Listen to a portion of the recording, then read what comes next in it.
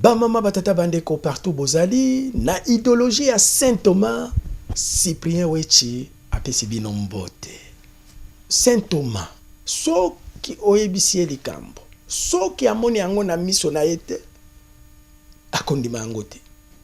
Saint Thomas aza saint oyo soki oyebisi likambo, soki amoni na miso na yete akondima te. Yango biso ba les amis de Wechi toye na système ya Saint Thomas. Soki tolobi topesi image, soki tolobi topesi image. Toboyi makambo ya koloba lokola chaku, ozoloba image ezalaka peti. Système wana epa ya les amis de Wechi toboyi yango. Mikolo yo toza na des actualités. Machine à voter na ba élection. Avant ya kolobela makambo ya machine à voter na ba élection, likambo euti kokweya. Congrès ya MLC. Tomoni papa Félix Tshisekedi pembeni ya papa Atundu. Likambo wana awana poto baso digérer yango te. Est-ce que c'est normal? Papa Félix Tshisekedi avanda pembeni ya papa Atundu. Papa Atundu asalaka na Rais Kabila Kabange. Papa Félix y asalaka ya opposition. Comment expliquer MLC, parti d'opposition, à sali congrès, à bengi batu nyonso? Likambo wana ba Congolais baso comprendre te. Ba lobby papa Félix Tshisekedi. Nabutu azo dame azo kipe biso lisusu te. Nde débat eza awana poto. Yango lelo toko tuna papa Etienne Tshisekedi. Likambo oyo Félix auti kosala. Est-ce que eza na nzela ou bien eza na nzela te? Monsieur Tshisekedi, nous profitons donc de l'occasion que vous nous offrez aujourd'hui de répondre à nos questions pour revenir sur deux points d'histoire qui intéressent fondamentalement la communauté congolaise et en particulier celle de la diaspora. Parce que vous n'avez sans doute jamais eu l'occasion de vous exprimer face à cette communauté sur ces deux points d'histoire. Un deuxième point d'histoire qui consiste à la date de décembre 96, lorsque la rébellion, c'est-à-dire à l'époque la rébellion de M. Kabila était en train d'avancer. À ce moment-là, Mobutu étant malade, gravement malade, vous vous rendez à Nice et à l'issue de la rencontre que vous avez eue avec le feu président Mobutu, vous avez déclaré aux journalistes que Mobutu allait vous nommer Premier ministre. Combien de fois je devais le dire et le répéter? Vous dites vous-même que j'étais élu. On ne peut pas d'un côté être élu parmi les 8 candidats qui s'étaient présentés Premier ministre et d'un côté être désigné par Mobutu. C'est cela aussi qui procède d'un peu d'absence de culture politique des Congolais. Donc, j'étais Premier ministre élu par la conférence nationale. Mobutu n'avait pas me nommé. Or, cet homme avec lequel je devais collaborer était mourant en Afrique du Sud. Je crois qu'il était de mon devoir, tout simplement institutionnel, de lui rendre visite, ne fût-ce que parce que, entre parenthèses, je vous dis que je n'étais pas, pendant des années que je combattais, je ne combattais pas la personne de Mobutu, je combattais son système répressif qui privait le peuple de liberté fondamentale. Et rien sur le plan humain ne m'empêchait d'aller voir un homme malade et avec lequel, comme je viens de dire, institutionnellement, je devais collaborer. C'est ce que j'ai fait. Or, cet homme avec lequel je devais collaborer était mourant en Afrique du Sud. Je crois qu'il était de mon devoir, tout simplement institutionnel, de lui rendre visite, ne fût-ce que parce que, entre parenthèses, je vous dis que je n'étais pas, pendant des années que je combattais, je ne combattais pas la personne de Mobutu, je combattais son système répressif qui privait le peuple de liberté fondamentale. Et rien sur le plan humain ne m'empêchait d'aller voir un homme malade et avec lequel, comme je viens de dire, institutionnellement, je devais collaborer. C'est ce que j'ai fait. Boti kolanda papa Etienne Tshisekedi. Batu ebele babandai koyeba te pona nini na mibengaka Cyprien Wechi gardien du village. Et garder des villages, et ça mutu oyo agardaka secret ya village. Abimisaka yango pamba pamba te. Abimisaka l'air amonique village. Bato bazo yokana te. Yango aye ko bimisa secret ya village. Pour rassembler bato. Pour azongisa unité na kati ya village. Objectif ya interview oyo kozongisa unité na kati ya biso ba congolais. Ba homme politique na biso baza ba ennemi te. Ce sont des adversaires politiques. Idéologie na bango nde ekeseni. Eza neti ngai Cyprien Wechi na ye na idéologie ya Saint Thomas. Na lobby na pesi image nde idéologie na ngai. Ba mosusu ba ye na idéologie na bango ya koloba. Mutu na mutu aza na idéologie na ye. Cela ne veut pas dire que toza ba ennemi. Pasteur Bobo aza na idéologie na ye, actualité compliquée. Ngai naza na idéologie na nga ya Saint Thomas. Donc Félix a le droit ya kovanda pembeni ya ndeko na ye Papa Atundu baza ba ennemi te. Est-ce que boyokaki jour moko Félix abotoli Papa Atundu mwasi? Ou bien Papa Atundu ameli mbongo ya Félix? Rien. Papa Atundu aza na idéologie na ye ya PPRD, idéologie na ye ya majorité présidentielle, idéologie na ye ya soutenir Raisi Kabila Kabange. Papa Félix aza na idéologie na ye ya IDPS, idéologie ya Etienne Tshisekedi. Bakoki kovanda. Il faut toi apprendre, culture démocratique. Oh, Papa Etienne Tshisekedi azoloba. Awana poto. Soki oza moto ya wera.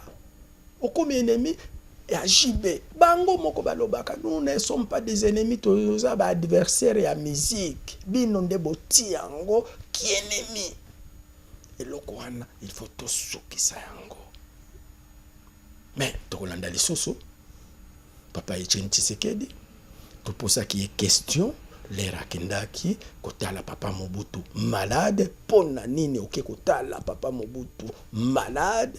Oh yo moko yebi Papa Mobutu anyokolaki yo. Combien de fois je devais le dire et le répéter. Vous dites vous-même que j'étais élu. On ne peut pas d'un côté être élu parmi les 8 candidats qui s'étaient présentés Premier ministre et d'un côté être désigné par Mobutu. C'est cela aussi qui procède d'un peu d'absence de culture politique des Congolais. Donc, j'étais Premier ministre élu par la conférence nationale. Mobutu n'avait pas me nommé. Or, cet homme avec lequel je devais collaborer était mourant en Afrique du Sud. Je crois qu'il était de mon devoir, tout simplement institutionnel, de lui rendre visite, ne fût-ce que parce que, entre parenthèses, je vous dis que je n'étais pas, pendant des années que je combattais, je ne combattais pas la personne de Mobutu, je combattais son système répressif qui privait le peuple de liberté fondamentale. Et rien sur le plan humain ne m'empêchait d'aller voir un homme malade et avec lequel, comme je viens de dire, institutionnellement, je devais collaborer. C'est ce que j'ai fait. Bauti Kolanda Etienne Tshisekedi, B52, Mukongo Yanzoko, l'homme qui a traversé l'océan sans bateau, Ndenge na Ibisaka Bino, modèle ya Cyprien Wechi et Zalaka Bato Mibale. Mouzé Laura Désiré Kabila, ne jamais trahir le Congo. Je ne trahirai jamais le Congo. Et Etienne Tshisekedi, parce que Etienne Tshisekedi a toujours été constant. Et Wechi est toujours constant. Depuis Nabanda, Lit Nangai, je suis toujours constant. Et j'ai fait quelque chose pour l'amour de faire quelque chose. Au moins, il était interview. Ce que Zalaki Batuya Mikolo, Barokende, Paya, IDPS, Bopesanga Mbongo n'a publié. Non, j'ai fait ça en tant que gardien du village. Ngai Cyprien Wechi na sa gardien du village. Gardien du village est mon tout oyo a bomba kaba secret. A kobimisa yango. Soki a monike moto ekomi kopela na kati ya village. A bimisi secret. mpo ya kozongisa unité, mpo ya kozongisa boyokani. Nakanisi ke lelo na longoli compréhension Félix Tshisekedi a le droit ya kovanda pembeni ya papa Shadari Kambelembele mutoto ya Manyema de loin. Asa na droit ya kovanda pembeni ya papa Atundu. Pona kosukisa ba mama batata bandeko toko proposer bino commission Lumumba. En tout cas, pona ngai biso ba congolais tolanda pe ba belge. Ba belge baza ba skiver lokola biso ba congolais. Bazalaka na kamwa reteni parce que loi eza epai na bango, epai na biso loi eza te ndeto leki bango. Mais na vrai sens ya terme, ba belge baleki ba congolais la ki skiver. En tout cas, ba belge baleki biso ba congolais. Ba mama batata bandeko mikolo yo nazolala lisusu te. À chaque fois nazomona kaka papa Patrice Emery Lumumba na vision. Azoye bisangai Cyprien Wechi ne recule pas, ne recule pas. Nayebike ozaka na baide ebele baide nayo batu mosusu nde bazwaka yango soki bazwi baide nayo ba diaboliser yo. Et puis eloko mosusu ozaka na baide ya bien mais okomaka na suka te parce que ozalaka na mbongo te. Mwana na ngai Cyprien mbongo ya tata na yo ezali awa na parlement belge. Yo oza na archive wana. Dimisa yango kende koluka mbongo wana bolia yango te. Boti yango à la disposition ya démocratie na kati ya République démocratique du Congo. Bo créer fondation Lumumba. Lelo, il est grand à moi nangai, bimisa biloko wana. Kende kosenga mbongo nangai. Et pas ya gouvernement belge. Ba mosusu, ba se poser ba question ebele. Cyprien Wechi okende na parlement kosenga mbongo en tant que qui? Pe mbongo yango euti wapi? Pour votre information, bandeko nangai, Lido de 8 a komaki livre sur l'assassinat de Patrice Emery Lumumba. Livre wana Louis Michel a memaki yango na parlement belge. Parlement belge basalaki commission Lumumba. Ba papa na biso ebele balekaki wana. En commençant par papa Nendaka ndenge bino moko bozomona image na cadre ya idéologie ya Saint Thomas. Papa Nendaka, na parlement belge, va se poser des questions nyonso. Parce que comme naye ezalaki parmi batu oyo babomaki papa Lumumba. Après papa Nendaka ndenge bozo mona papa Kibwe yepe azo expliquer alobaki j'ai vu mourir Lumumba a expliqué ki makambo ebele. Lelo tozo pesa kaka ba extrait et après toko banda ko lakisa bino ba audition na bango. Après papa Kibwe, papa Kalonji boyebi les 3 colis, histoire ya 3 colis. Papa Kalonji mulopwe na gouverneur papa Ndele yepe alekaki. Bamindele pe belé balekaki na commission Lumumba na professeur Brassine ya komaki pe livre l'assassinat de Lumumba pe azwaki doctorat nae pour la thèse oya développaki concernant assassinat via Patrice Emery Lumumba. Et après basalaki conclusion il y a commission Lumumba. Toyoka président. La Commission invite le gouvernement à prendre connaissance de ses conclusions, constatations et recommandations.